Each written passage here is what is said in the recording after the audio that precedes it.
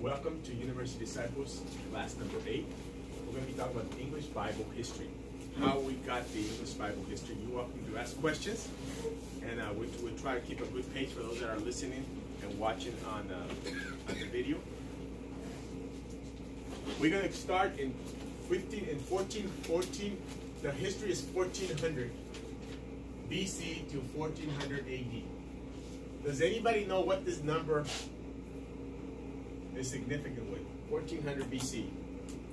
I believe that was. Give them a chance first, and if they don't answer it, then you can jump in, okay? Yes, sir. 1400 BC? Yeah.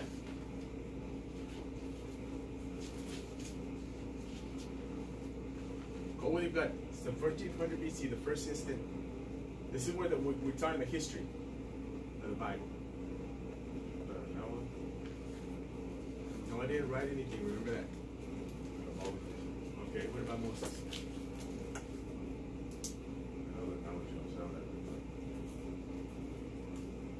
What's the birth? I don't know. No, it had to do with Moses. I know the number. Yeah. Go ahead. Huh? Yes. Yes. You were there. The 14 was the first recorded date that Moses had as a tablet. The first Bible that we have. Okay? I mean the Bible, I don't mean the whole Bible, but that was their Bible. The Ten Commandments, and then they added. And then obviously AD, first century. AD. So the first guy we're going to be talking about is 1380. This is all AD. So you see the wide span from here to here. This is where the Gospels were written, like what, 90 AD. Oh, let me give you your notes so you can follow along. I do like you to take notes. Encourage you to take notes, and you can review your notes.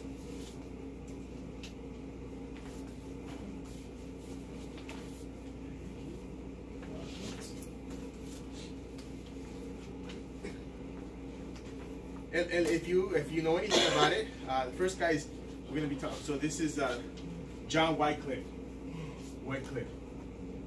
There's organizations named themselves after Wycliffe. Okay, and a little bit of history from him. The first handwritten English language Bible manuscript was produced in 1380 AD by John Wycliffe. He was an Oxford professor. You see a lot of guys Oxford professor, and you're going to see Oxford versus where the professors, the students were coming out of Oxford versus the other side. Anybody know where was the other side? This represents Protestants.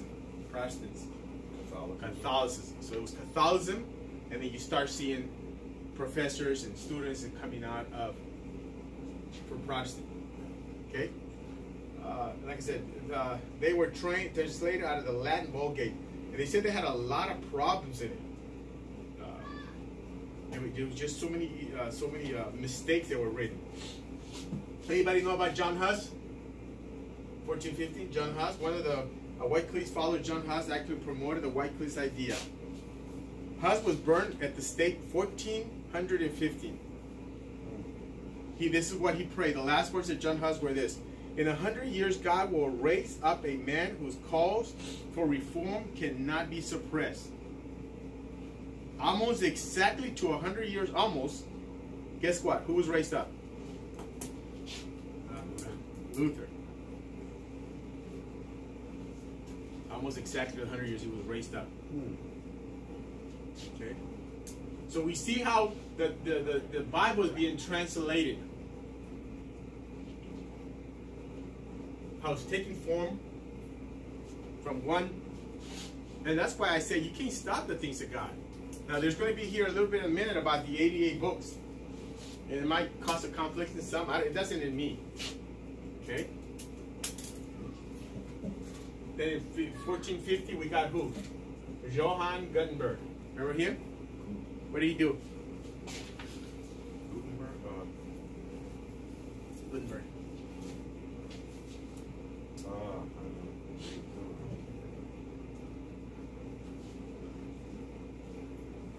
Gutenberg invented the printing press. They were stolen, his business partners, they stole it from him, and they left him with nothing. He published the first Bible. The first Bible was published, and I've seen other books were published. Because he had movable parts, and he did invention, and like I said. So you see the Bible, every time somebody's getting killed, somebody's getting burned at the stake, something's happening to this. There's blood through all this place. There's blood. Shit. For you and I to have the Bible, and then we don't have the time to read it, you know? When you hold your Bible in your hand, it's a lot of history happening there. A lot. Any questions so far?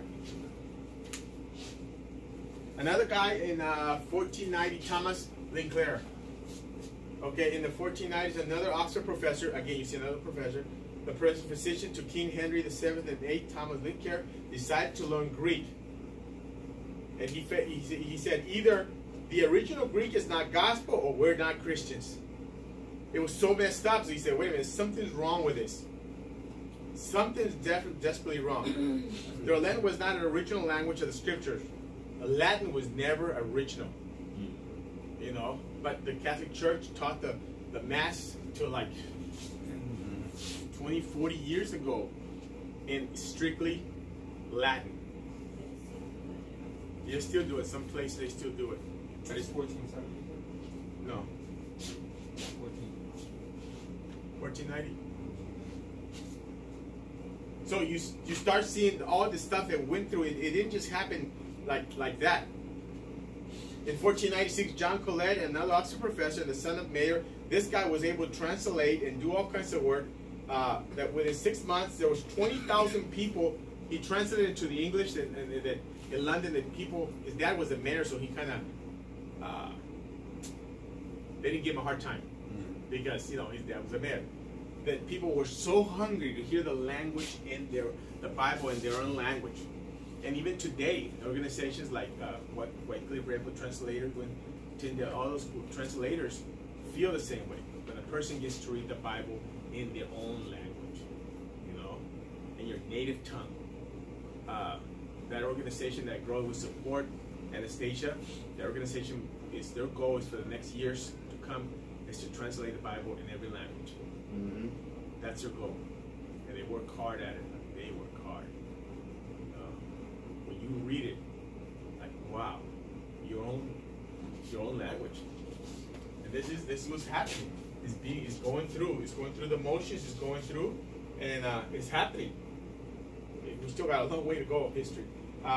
In 1516, the help of the printer John Forbin, this is Emerus, was also moved to correct the corrupt Latin Vulgate. There were so many mistakes, so many errors, and so much stuff.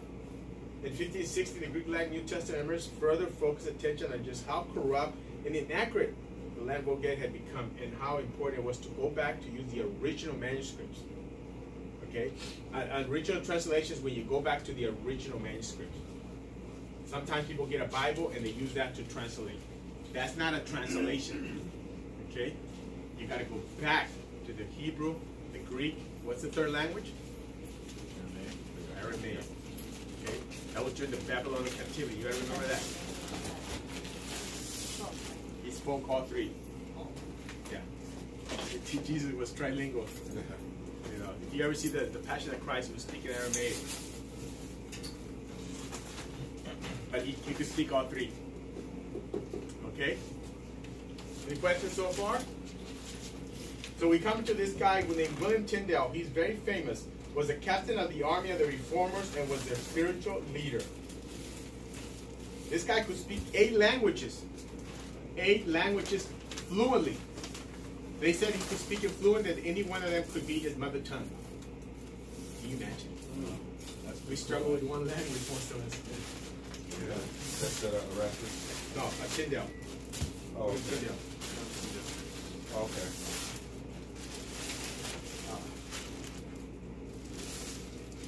Architect of the English language, even more than William Shakespeare, so many of the phrases Tyndale coined are still in the language today. Okay. So we're seeing the Bible being translated into the New Testament, into the Old Testament, into certain books, on and on and on. Just for you and I could have the complete Bible.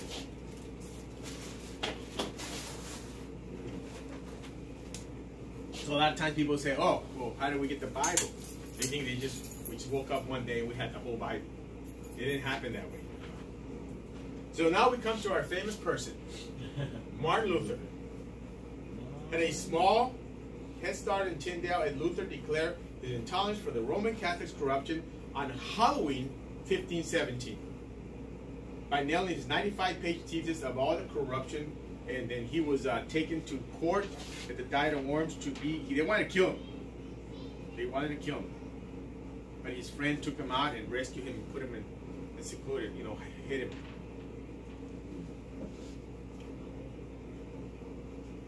The New Testament into German for the first time from in 1516, Greek Latin to the New Testament of Aramis, and published in September 1522. Luther also published a German Pentateuch. Remember the Pentateuch? In 1523. This guy wrote a bunch of books. Published an entire book, published an entire Bible in German in 1530. Okay? And as you know, he was a monk. You know the history of him. He was a monk in the Catholic Church. And he started reading that his verse that got him was in Romans. We're saved by grace alone. That was what got him. So they wanted him to recant. The Catholic Church recant. Take it back. He said, listen, if you guys can convince me with reason and scripture, I will recant. All I can do is just stand here. That's it. They were going to kill him, and they had every plan to kill him. As he was leaving the palace there at court, and they sent a squad hit to kill him, and God rescued him. So God knows how to protect His word and His people, no matter what. Okay. Martin Luther did a lot of work. A lot of work. So we just spent a little bit of time here. Did a lot of work publishing. We get the word protest, where we get the word Protestant. We protested, so we're Protestants. Protestant, that's where we get it. So people say, what are you? We're all Protestants. Either Catholic or Protestant. We're a cult. So we're all, Assemblies of God, Foursquare, us, Baptists, we're all Protestants. We fall under the Protestant. And obviously under that, you got all the families for that. Okay? So we later in our, we'll talk more about Martin Luther, about what he accomplished. Okay? But remember that verse, saved by grace alone. That's where, by faith you're saved. That's where he said, wait a minute. So it was in Romans too, right? Yeah. He said, you just can't, the Catholic Church believed that you could buy your way out of hell. What they call indulgences and all kinds of stuff. They raised a lot of money to build St. Peter's Cathedral. Lies and all kinds of stuff.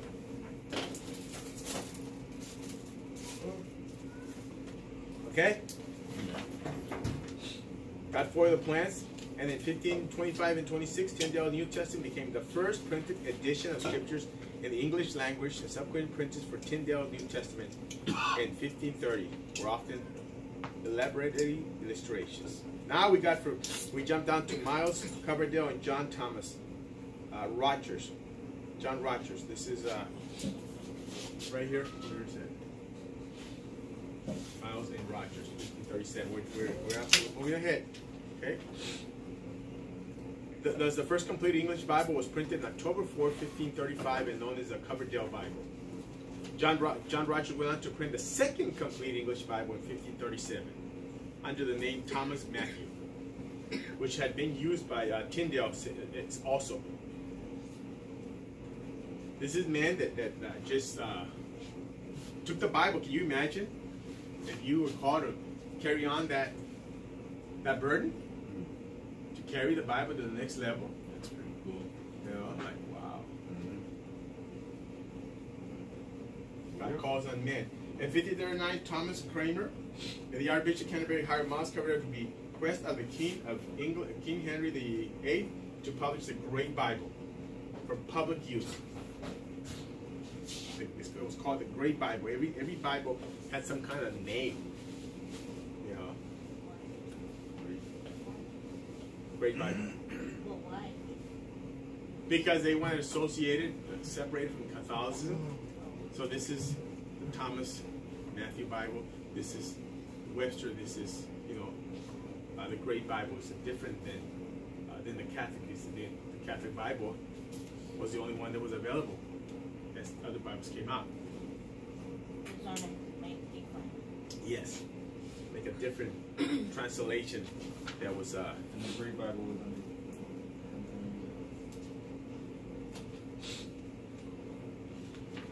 It was not that King Henry VIII had a change of conscience regarding publishing the Bible in English. His motives were more sinister. What happens is that he divorced his wife and he wanted to marry his mistress. He wanted the Pope to give him an okay. Pope said no. Pope said no, so he said fine. He says, I'm the head of state, I'm the head of the church. That's why in England, the head of the church is Prince Charles. Because this guy did that. He says, I'm the head of the church. If I'm the head of state, I got to be the head of the church. We're not Catholics anymore. We're, independent Protestant, whatever you want to call ourselves. So I'm the head. Somebody's got to be the head. We don't have a pope, so it must be me, the head. Okay? So you see there's crazy stuff going on, right? Then, 1440, after he died, 1440, what we call Queen Bloody Mary, she came in and wanted to go back to Catholicism. And she had this guy's killed, burned. John and Thomas Matthew Rogers, Thomas Cranmer were both burned at the stake. She just went on killing everybody because she wanted to go back to Catholicism, to go under the Pope. Yeah. I call it Bloody Mary.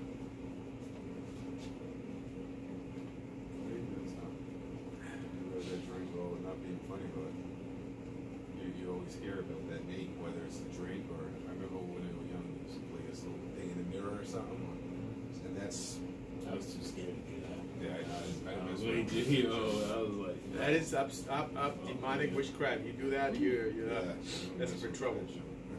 In the 50s, the Church of Geneva. Now, this is very interesting. I really like this.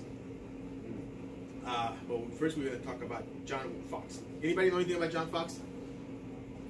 The name sounds a little familiar. I don't know anything about anything. John Fox's, we call it Fox's Book of Martyrs. If you ever get a chance, they publish it in a little paperback.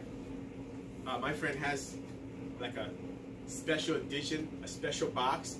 He keeps it in the box. It was designed the box for that. Opens it up, takes the book out, and this stuff is like things that you wouldn't even think the church was doing or the persecutor was doing. It tells you, it gives illustrations of how they cut the skin off of people, Christians. They threw them to the lions. They did all this stuff. Like, they were doing that then. Oh, yeah. Fox's Book of Martyrs.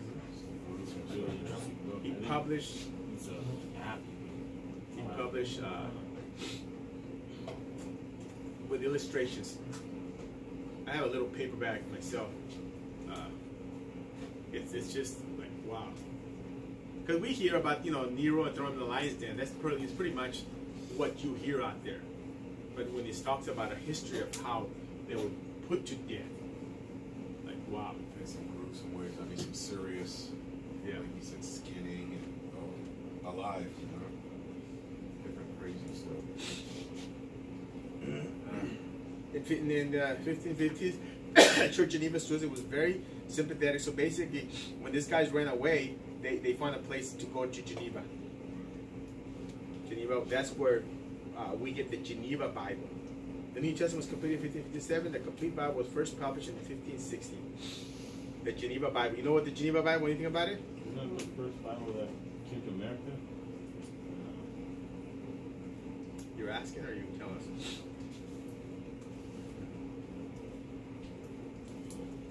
I'm here to learn. Okay, there. The Geneva Bible was the first Bible that added verses to it. Added verses to it. And up to this point, there was no verses, no chapters. Okay? It added verses. The Geneva Bible became the Bible of choice over 100 years of English-speaking Christians. Before 1611, King James. It was the Bible of the Protestants, not the King James. Okay? You have friends that say, oh, I only read King James. The King James was not a Protestant Bible. It was a Catholic Bible. The Geneva Bible was a Protestant Bible. It's been out of print since 1644. 1644. One of the first full Bible, Protestant Bibles, because we had Bible over here, but it won't complete. This is the first complete Bible, Geneva Bible. The Pilgrims and the Mayflower had the Geneva Bible. The Puritans and the Pilgrims read the Geneva Bible. The Bible of Protestant Reformation. So if you ever want to, take a stand, don't use the King James Bible. I mean, it's a great Bible, read it. But the Geneva Bible is really more up our alley. But have you ever seen somebody with Geneva Bible?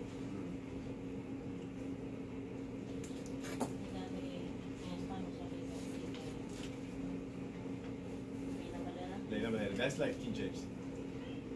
Yeah, that comes from the King James. The beauty of it is pull up the Geneva Bible, Bible apps. Yeah. But an actual Geneva Bible? They don't print them. You can buy a copy of it. They don't publish it. You can buy the originals. I don't know how much it costs you. It's a lot of money. I'm sure.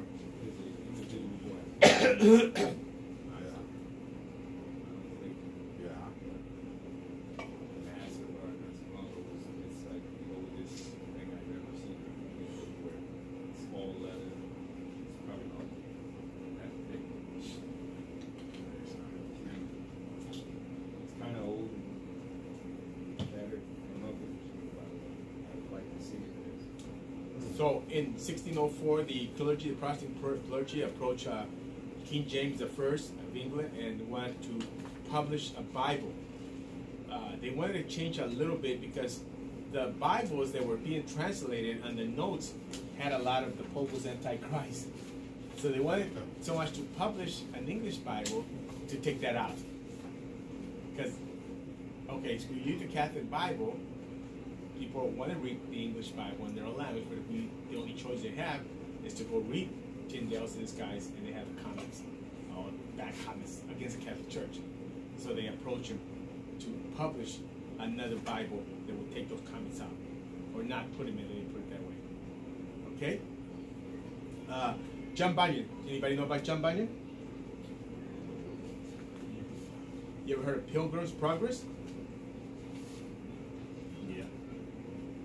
Pilgrim's Progress, John Bunyan had a dream and he wrote Pilgrim's Progress. He got arrested for preaching the gospel. When in jail, he wrote this book. It's famous, called Pilgrim's Progress. It's about a guy named Christian, and he travels to Celestial City. As he travels to Celestial City, he has this big pack in his back.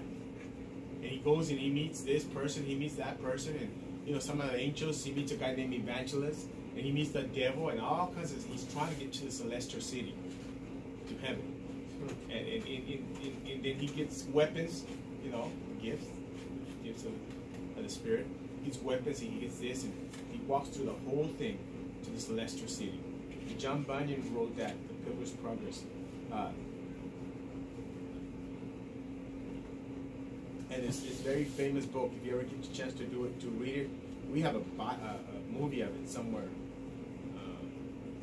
But like I said, he was put in jail for preaching the gospel.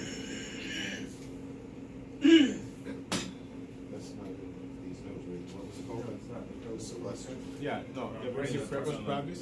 Oh, that's it. The Celestial. Yeah, Celestial City. The book's called Pilgrim's Progress. In the book, the main actor is named Christian. And then as he goes, he meets an evangelist, a guy named Evangelist, and he meets another one, and he meets another one, and on and on. this Gates and that, and you know, just all kinds of stuff. First thing, his family think he's crazy. His wife doesn't want to go. His kids now they want to go, so he has to go by himself. But he knows he was called, so he went anyways. Yeah. Okay. Okay. Pilgrim's Progress. If you don't want to read the whole book, you can watch the movie. You might be able to find it, and it's very interesting. It gives you a highlight of what the movie is. Okay. Now we're jumped here to America. Although the first Bible print in America was done by native Algonquin Indian language by John Eliot. Algonquin, William Algonquin. The tribe here in this area actually. It was actually published. Robert Atkins, a King James Version. Robert Atkins, 1782. This was the Bible of the Colony of America. So you see how it's progressing, right? You see the progression, It wasn't that easy, it just didn't come to us. Then you come to a guy named Noah Webster, remember him? Noah Webster? Yep. Webster's Dictionary. Webster's Dictionary. He published the dictionary. He said he was inspired by God to publish dictionary. Then he published the Webster English Revised Version, a Bible. But people were so loyal to the King James that it didn't really take 2 years later. They still publish it. They still version of Webster's version replaced the King James. Like I said, they were more loyal to the English Revised Version, ERV, and the King James. It was up until the 1800s, every Protestant Bible, not just the Catholic, had what? 80 books, not 66. Okay. We rejected only for at least 120 years has the Protestant Church rejected these books and removed them from their Bible. Finally, we just took them out.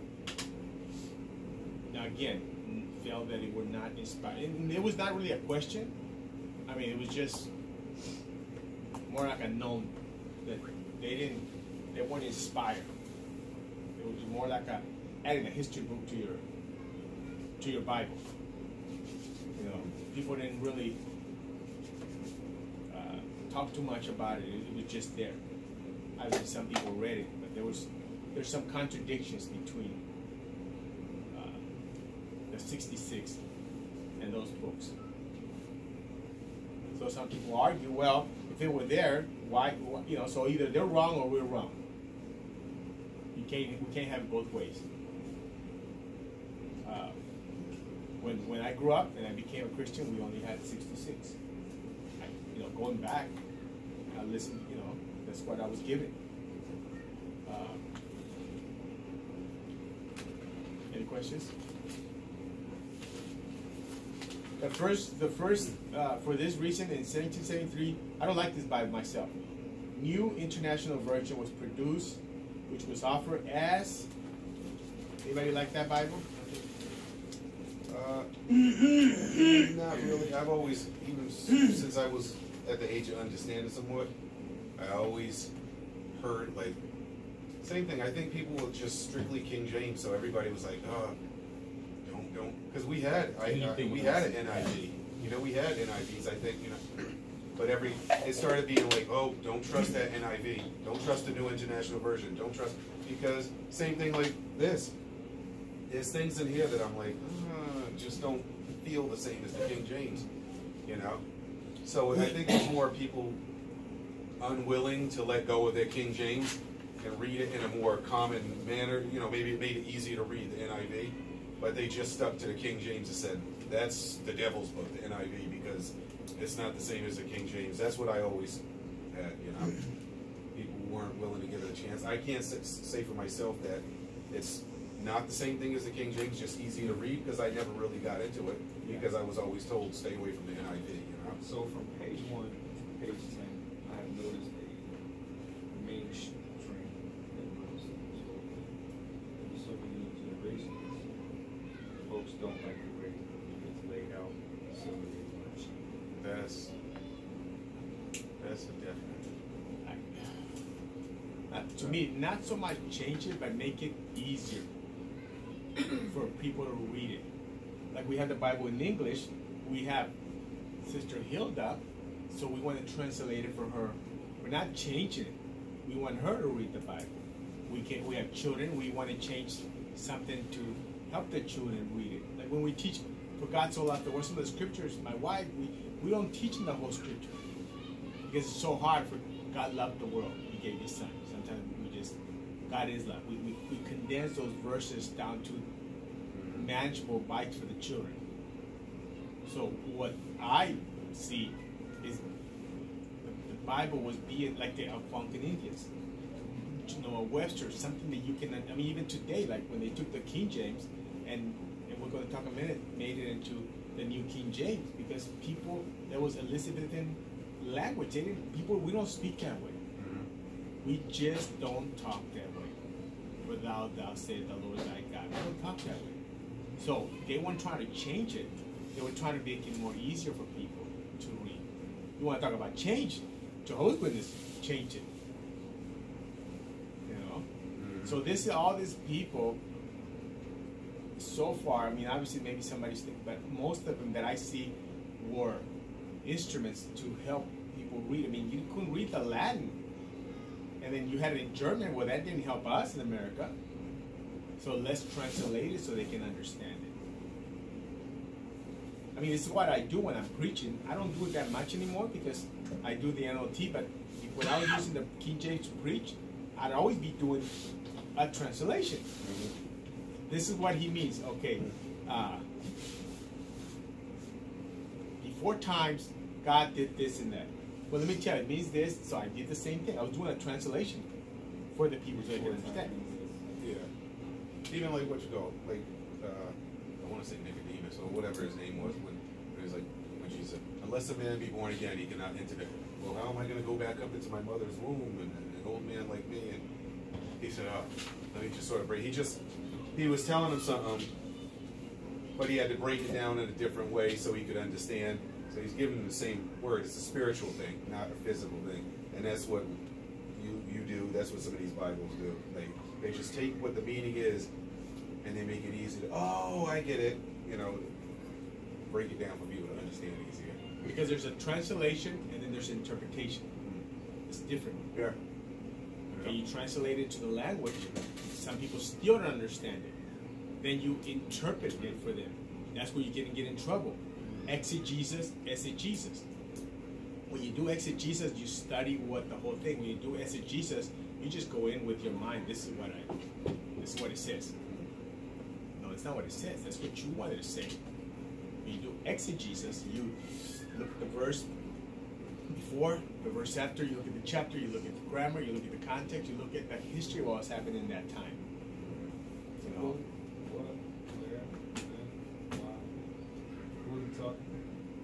In addition to all those questions you had, what was the history setting? What was happening? Was there war? Was there peace? What town was it? Was it a town like Nazareth, which is a town where soldiers, you know, like an army base? What was happening at that time? The Corinthian church had a lot of gifts. They were out of control. That's what Paul says. He said, no man by the Spirit is going to say that curse Christ. And no man can say, you know, Christ is Lord without the Spirit. And so you see what was happening at that time. That's exegesis. Study. It takes a lot of work to study Scripture.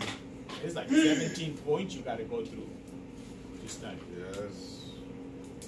Who is it? Maybe I'm not looking at it correctly. Who is it that had that invented the new international version, NIV? That was a society. Oh, okay, that's what it was. It just was like Americans responding to public law. Americans saying, you know what I'm saying? Didn't actually say. It was a society versus a person. We had persons so far. They publish a Bible, right, and then now you get into societies. There's a guy, G. Craig Lucas, he comes against the NIV. He says that some of the publishers and contributors and stuff, they're homosexual and all kinds of stuff. So like, I've never really, I don't know, nothing biased. Even before King James, I never really it still worked great with me. It's all right. Is that the New American Standard one? The NIV. Oh, the NIV. Okay. It took me years to get to the NLT. I'm saying it's the best Bible, you know. There is no best Bible. The best Bible is the Greek, Hebrew, and Aramaic.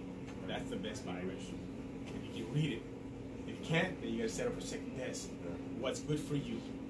You know, sometimes Devin reads the NIV, and sometimes you're like say, like, you know, nobody is understanding what you're saying. Then I have to have somebody else read it in another language. If you want to read for yourself, it's great. Like my wife reads it, you know. Your mom. Did you mean the King James? King. Yeah, what did I say? You said NIV, yeah. King James. Okay. And sometimes Yeah. you're in a classroom and you want somebody to read a verse and you go like, and sometimes you want them to read the King James because it's so poetic. I memorize King James, but I read it in NLT. Okay. And I use both of them. Like if I like reading the King James, but if I don't quite, I'm like, okay, for thine, like you said, the thine and thus cannot pass us through without thine, you know. Then I'm like, okay, hold on. Yeah, let me double check. check. And then I read it, and but it makes. I was trying to think of something that sounds like, you know, the King James sounds. But then once I read it in the NLT, then I'm like, now I can read it again, and now I'm getting it, you know. Sometimes, but Get your notes out right here, and we're gonna just compare parallel a New Testament, the verse 3, John 3:16 at the bottom of page 7, where he says the first edition King James, for God so loved the world that he gave his only begotten Son. See how that's written? First The edition written, King James. for God so loved the world that he gave his own. This is the difference. Geneva, for God so loved the world that he had given his only begotten. See, so when you start reading the stuff, like, what is he saying? Great Bible, for God so loved the world. Tyndale, for God so loved the world that he had given his only Son. S-O-N-N-E. So you see how it's changing. Amorphous. even some of them, the F's or the S's look like F's, and it's very different. Wycliffe, 1380, for God so loved the world. Loathe. But it says, for God so loathed. L-O-U-E-T-H, loathe. To loathe something is to hate it, is to be disgusted with it. Well, that's where's what that one? they all kind of, not all of them. It says, consider the following textual comparison of the earliest English translation of John 3:16 as shown in the English Epixa Parallel New Testament. Right here. Geneva 1560. Oh, so that love, Wow. loveth is supposed to be. Yeah, only that U turned to a V for our language, for our alphabet, but like L-O-U-T-H, that's like loathe, that's not how you spell loathe. It means God so loved. L-O-A-T-H-E. L-O-A-T-H-E, that's Okay. our loathe in our language. Anglo-Saxon Proto-English manuscripts got look. I was thinking that too. meanings. Eric, look, see, all this is like what? So we get back